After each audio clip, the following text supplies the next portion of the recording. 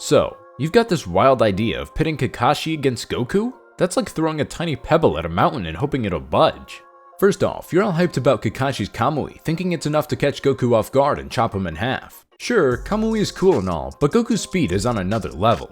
It's like comparing a turtle to a Ferrari. Goku would probably dodge Kamui like he's swatting a fly, and before Kakashi blinks, he's already in pieces. Not the best start for Kakashi. Then there's this lightning blade business. Yeah, it can cut lightning, but can it cut through Goku's Kamehameha? Goku's energy blasts would make short work of Kakashi's fancy moves. And let's not forget, Goku's been training with literal gods. He's not going to go down that easy. Oh, and the Susanoo move. It sounds fancy, but against Goku, it's like bringing a water gun to a flamethrower fight. One punch from Goku and that Susanoo is toast. Literally. Another punch and Kakashi's having a really bad day with his guts hanging out. So yeah, as much as Naruto fans might want to believe in Kakashi's power, reality hits hard. Even with all his Sharingan tricks, Kakashi's chances against Goku are slimmer than a toothpick in a hurricane. It's not just a heartbreak for Naruto fans, it's more like a reality check. In the end, Kakashi might end up seeing Obito and Rin sooner than he thought. But, there's always a but in these kinds of situations. Have you guys forgotten that we're talking about the copy ninja, Hatake Kakashi? Yeah, what if Kakashi starts to copy Goku's moves and becomes Ultra Instinct Kakashi? Now that would be a hell of a discussion. But before that, I want to give you a tip. If you want to awaken your Mangekyo Sharingan, just hit that red subscribe button and chill, no blood will come out from your eyes. With that said, let's get started. So, Goku isn't just any fighter, he's the cream of the crop, the top banana, the guy you call when you need the job done yesterday. Let's start from the beginning. Goku wasn't always the galaxy-smashing powerhouse we know him as today. Nope, he started out as a tiny tot, dragging rocks and outwitting his grandpa just to get a snack. The guy was a natural-born fighter. Fast forward a bit and he's taking on bears, wolves, bandits, and gods like it's just another Tuesday. But Dragon Ball Z rolls in and suddenly Goku's facing off against Saiyans, androids, and gods. He started at the bottom, power-wise, but boy did he climb that ladder faster than a monkey on a rocket. With a little help from King Kai and some intense gravity training, Goku went from zero to hero in no time. He took on Frieza and showed him what a Super Saiyan could really do. The guy was unstoppable even if he had to push himself to the limit, and sometimes beyond, to get there. And let's not forget the Tournament of Power, where Goku went toe-to-toe with the best of the best. He faced off against gods, monsters, and everything in between, all while keeping that trademark grin on his face. But here's the kicker, Goku's not just about raw power. Sure, he can blow up planets and make mountains shake, but it's his heart that sets him apart. When he gets angry, he powers up like nobody's business. It's like he turns into a Super Saiyan just like that. Now, he's got the Kaioken, which is like a power boost on steroids. It multiplies all his abilities, but he's got to be careful not to overdo it and blow himself up. The Kaioken technique showcases Goku's adaptability as he learns to use it in conjunction with Super Saiyan Blue to match formidable opponents like Hit and Jiren. Despite its risks, Goku pushes his limits to harness this powerful technique, albeit with varying degrees of success. And then there's the instant transmission, where he can teleport anywhere in the blink of an eye. And let's not forget the Spirit Bomb. This move is powered by the energy of everyone and everything around Goku. It's like the ultimate group project where everyone pitches in to kick some villain butt. During his epic clash with Broly, Goku unveils the Kamehameha Blaster, an enhanced version of his signature move that combines raw power with strategic ki blasts. Whether facing off against Frieza or other adversaries, Goku's trusty Kamehameha always packs a punch. And while it fails to defeat Jiren as intended, it inadvertently triggers Goku's ascent to Ultra Instinct, a transformative power that grants him unparalleled speed and reflexes. Goku's mastery of the Kamehameha remains a constant throughout his battles, serving as a reliable offensive maneuver in dire situations. The autonomous Ultra Instinct stands out as Goku's pinnacle achievement, granting him godlike reflexes and power. This form represents the culmination of Goku's training and resilience, allowing him to surpass even the mightiest opponents like Jiren. On the other hand, Kakashi Hatake, the copy ninja, is a master of various ninja techniques that make him a formidable force in the Naruto series. From his early days as a Jonin leader of Team 7 to his epic battles against powerful foes, Kakashi has showed an array of impressive skills that set him apart as one of the strongest characters in the series. One of Kakashi's notable techniques is the Rasengan, although he prefers his trusty Raikiri for most battles. Speaking of which, the Raikiri, also known as the Lightning Cutter, is Kakashi's signature move.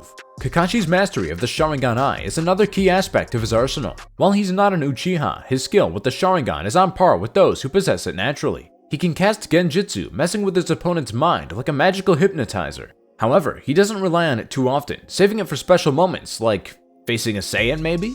His right-in move combines lightning cutters with a shadow clone, delivering a shocking tag team attack. And let's not forget Shiden, Kakashi's creation after losing his Sharingan. It's like throwing lightning javelins from a distance, a move that can tear through even mighty opponents. But the real showstopper is Kakashi's Kamui abilities. With the long variant, he can warp objects into another dimension, a secret escape route that adds a whole new level of strategy to his battles. The short variant allows him to make parts of his body intangible. And then there's Susanoo, Kakashi's ultimate power-up fueled by Obito's Six Paths Chakra. It's like summoning a giant, armored warrior to do his bidding, a move that can stand up against the most powerful adversaries. But the crown jewel of Kakashi's techniques is the Kamui Raikiri, a fusion of Kamui and Raikiri enhanced with Six Paths Chakra. It's an unstoppable lightning bolt of a move, hitting foes before they even realize what's happening. Next on the list is the summoning technique. Kakashi can summon a whole pack of ninja dogs. No, they don't fetch sticks. They help with tracking and even chat in human language. Now that's what I call a loyal bunch. Kakashi Hatake's Mangekyo Sharingan abilities are quite the spectacle in the Naruto series, offering a blend of power and uniqueness that sets him apart. The fun part? Kakashi got an upgrade when he received Obito's right eye. This boosted his Kamui powers to new heights, allowing him to teleport at double speed and without distance limitations. And thanks to his Sharingan eyes, he can copy almost anything, including the Kamehameha. Back in the early days of Naruto, this ability was like the hot new gadget everyone was talking about. It was the copy eye, earning the Sharingan its reputation as the ultimate ninja eye. So what exactly could this eye do? Well, it could mimic any taijutsu, ninjutsu, or genjutsu with perfect accuracy. It was like having a cheat code for ninja battles. Need to know how to throw a fireball? No problem, just watch someone else do it and you got it. However, there are some jutsus that, despite their usefulness, he never got quite around to copying. But what if Kakashi uses these jutsus from the series while facing the Saiyan god Goku? First up, we have Zabuza's Hidden Mist technique. While it's not the flashiest move, it could have helped Kakashi in tight spots by messing with his opponent's vision. Picture Kakashi disappearing into a cloud of mist, leaving his foes scratching their heads. Literally. Yugao's Hazing Moon Knight is another gem Kakashi overlooked. This technique creates after images with sword swings, perfect for disorienting foes. Rock Lee's Leaf Whirlwind is all about swift kicks that even the Sharingan struggles to keep up with. Seeing Kakashi whirl into action with this move would have been a treat.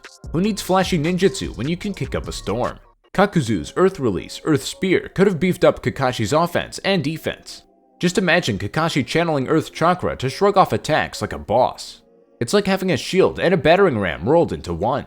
The Water Prison technique could have been handy for capturing foes or creating chaos on the battlefield. Plus, it adds a watery flair to Kakashi's repertoire. Splish splash, enemies are trapped. So if someday Goku and Kakashi face off, Kakashi's ability to copy jutsu would play a crucial role. However, would it still be enough to turn the tide of battle?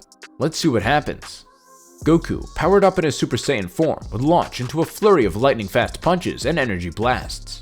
Kakashi, using his Sharingan, would analyze Goku's movements with precision. Seeing Goku's powerful energy blasts, Kakashi would attempt to copy the technique, forming his own version using lightning-style chakra manipulation. However, despite his copying abilities, Kakashi's version of the energy blasts would lack the sheer power and intensity of Goku's attacks. Goku would continue to demonstrate his mastery over ki and martial arts, combining devastating techniques with lightning-fast movements. Kakashi, impressed by Goku's abilities, would try to mimic some of Goku's moves to counter him. For example, he might attempt to replicate Goku's signature Kamehameha wave or a powerful energy sphere like the Spirit Bomb. However, Kakashi would face challenges in fully replicating Goku's techniques. While he could mimic the physical aspects to some extent, such as the hand gestures and movements, he would struggle to match Goku's raw power and energy output. Goku's attacks would prove to be more potent and overwhelming, pushing Kakashi on the defensive.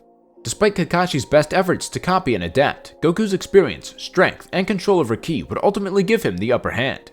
Goku's varied techniques and combat skills, combined with his Super Saiyan form, would be too much for Kakashi to handle, even with his copying abilities. So, in the end, while Kakashi's copying jutsu would add an interesting dynamic to the fight, it would not be enough to overcome Goku's sheer power and mastery in combat.